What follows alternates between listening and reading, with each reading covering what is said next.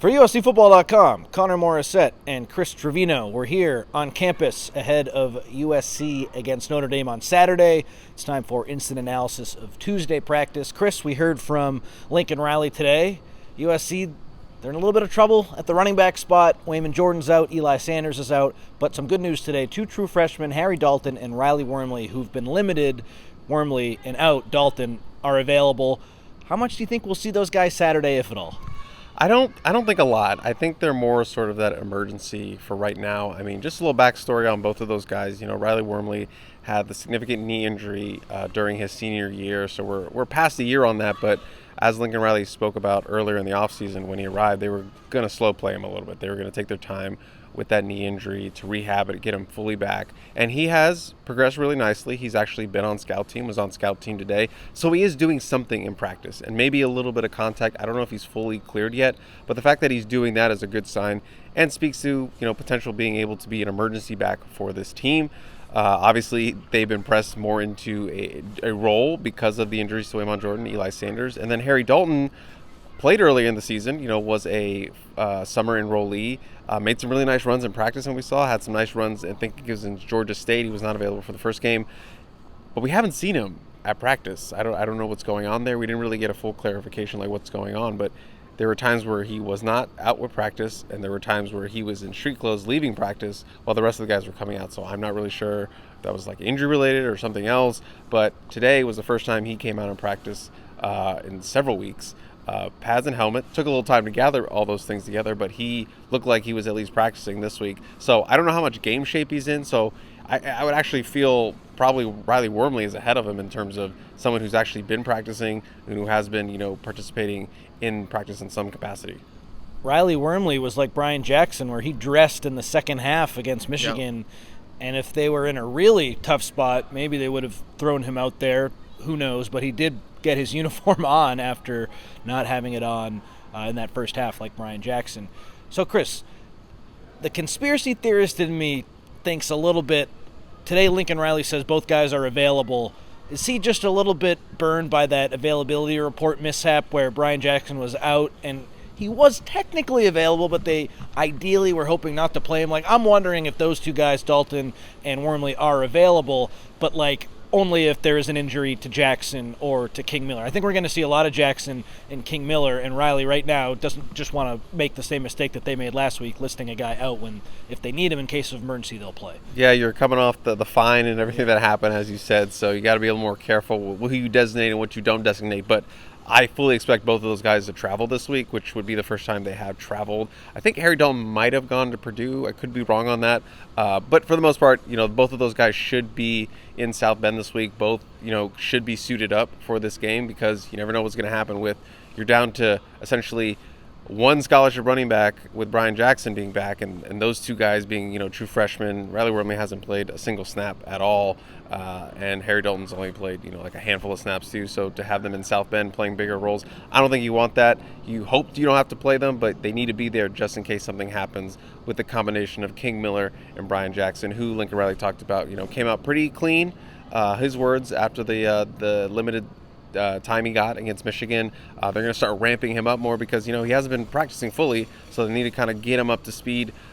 He's not where King is at, who's taken a lot of high volume and took a lot of high volume in that Michigan game, and he's probably going to be their one back with Brian Jackson playing that second backup.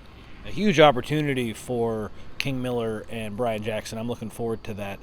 I had some other injury notes and then one scout team note that we can get to, but let me just run through some of the injury stuff, Chris, and you can respond to whatever you like. So Jakeem Stewart out again today, but I think it's been the last 3 or 4 Tuesdays where he doesn't practice, so I don't think there's any big concern with him, but he wasn't out there today. Zacharias Williams is still out. Floyd Boucard is dealing with a knee thing, it looks like, and it wasn't a crutch that he was working with. It was kind of like a semi-crutch walking stick. He just wasn't moving very well. Lincoln Riley said he'll be out for at least the Notre Dame game, then they'll reevaluate on the bye. Elijah Page was out there in pads.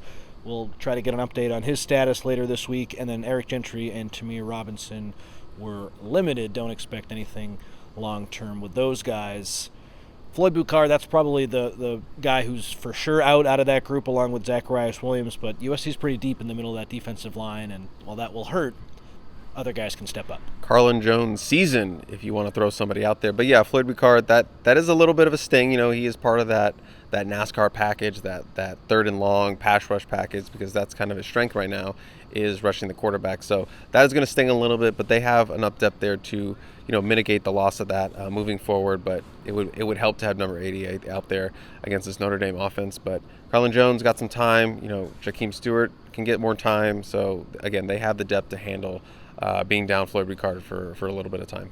Did you see Jamal Jarrett today? Yes. Okay. He didn't play at all on defense, I believe, against Michigan, so maybe this will be an opportunity for him to get some run. So Lincoln Riley spoke after practice, and like you said, he talked about how King Miller can handle that volume. Riley said that King Miller is one of the guys who's in the best shape on the team, and what a great opportunity for Miller, obviously, but like USC having a walk-on running back who, going into that game, if Brian Jackson's healthy, is he the fourth-string guy? Maybe he surpassed Jackson as the third-string guy, but the third-string running back for USC is pretty dang good, and he'll have a chance to play against Notre Dame in a massive rivalry game.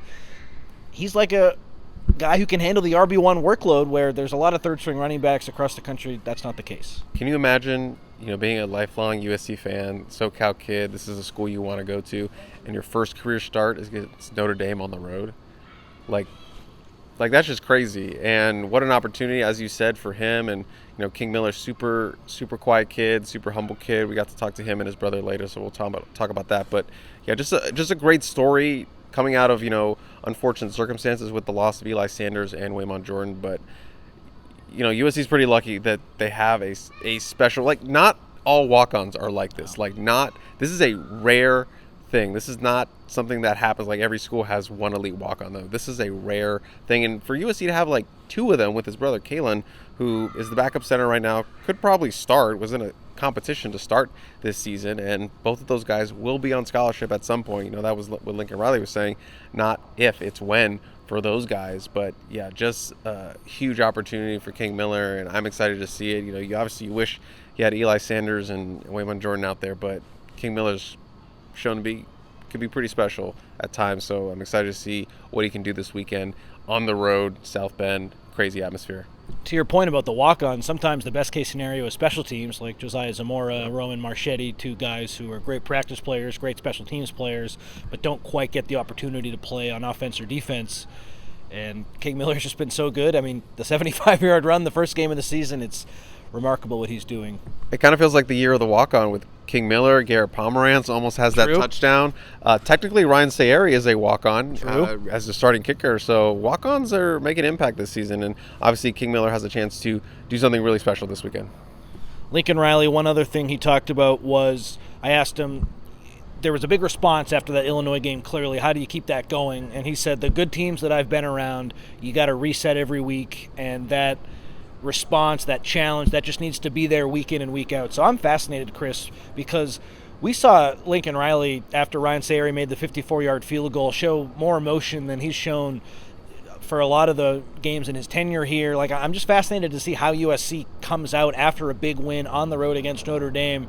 Are they here and they can really challenge and go out and really push Notre Dame and potentially be in the game at the end, maybe walk away with a win, the first one since 2011, or will it be another situation where the road just doesn't agree with them and they got a tough opportunity? Because I could see it's like a crossroads. Yes, the Michigan game, that was a crossroads for a lot of people. I was fairly confident that USC would be able to get it done off the bye, and I thought there would be a defensive response. But can you continue it? And if they can, then buckle up.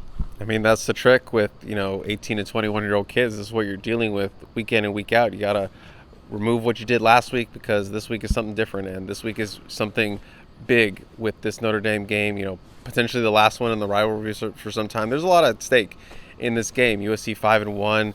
The winner of this one is set up nicely for a playoff run. Obviously, Notre Dame, has had 2 ranked losses to start the season. They've gone through some opponents that aren't, the caliber of, the 2 guys they played this season with Miami, Texas A&M, and then USC will be their 3rd ranked opponent. So there's a lot at stake going to this game, and that's the challenge. As I said, these are kids, and Lake McCree talked about it. It's like, yeah, we've had to forget about what we did last week. It's a new week, just like it is in college. You got to reset. You can't think about it. You can't live off what you did on this past Saturday. You got to be ready for what you're going to do this Saturday. So that's the challenge, and it could be an emotional hangover. That's the thing. You get that big win, then you go on the road. But I think that's what the key is. They're going on the road. They're going to be underdogs in this game. They're going to a place they have not won in 2011. All the pressure will mainly be on Notre Dame. They are the higher-ranked team. They are the favorite in this game. So I think USC is playing with a little bit of house money going to this game. So I think that will help them kind of reset and take on that underdog mentality this week and going into a game where they absolutely can win this game if they play with that same intensity they did Saturday. They know that. So I think that's going to be the big challenge, is bottling up what they did on Saturday and moving it forward into games against Oregon, Nebraska, and then starting this week with Notre Dame. I agree with you. Just really quick, I'm preaching to the choir on this, but the schedules between USC and Notre Dame are so different. Where Notre Dame, they had those first 2 tough games, and then now they got USC, but the rest of the way, like, they're not challenged the way USC is challenged. So when Lincoln Riley says in the offseason, we want to continue to play Notre Dame, but we want it to be fair, in as many words, that's not an exact quote there. Like, I get what he's saying, especially when you just look at the schedule for them this year compared to USC's. It makes a big difference being in one of those power conferences and being an independent. So, again, I know the USC fans out there, they all know that. Just that schedule, I think if you gave them USC's schedule the rest of the way, or just compared it, like Iowa in the Coliseum, if Notre Dame hosted Iowa, that might be the toughest game for them during this second half outside of USC. So just crazy when you think USC goes to Nebraska and Oregon and Notre Dame on top of that. Not trying to make any excuses for them, but there is a big difference with the schedule. Kalen Miller today, Chris, King's brother, stole the show with his scrum, his interview, I think his first ever scrum with us. Just how proud he is of his brother and just how proud they are to be at USC and just to be doing this, and they're pushing each other so hard. I highly recommend everyone watch both interviews, but Kalen Miller especially, he's so proud of his twin brother, and it's a really great journey for those two guys, because when they signed up to be a walk-on at USC, nothing was guaranteed. Now they're both on the 2 deep with King Miller potentially starting against Notre Dame. Just the family pride and just how nice of a kid he was really stood out to me. Yeah, I mean, the pride was like he was his dad. That's how much was emanating off of him. And yeah, it was a long interview because he talked for a while about his brother, and just, I think it was like over 7 minutes, which is long for a practice scrum, excuse me. I don't know what I'm saying now. So a practice scrum. So I recommend checking that out. And I'm not really going to do it justice because there was so much that he talked about. But basically, yeah, he was just so proud, and he knew that his brother is special, and he knew his brother was going to be able to do something special at USC. And credit to both of them. They've made their mark here early on, and there's more to come for them, once those scholarships come. And you can't talk about King Miller without talking about his brother. You can't talk about Kalen without talking about King Miller, because that's how tight they are. That's how close they are.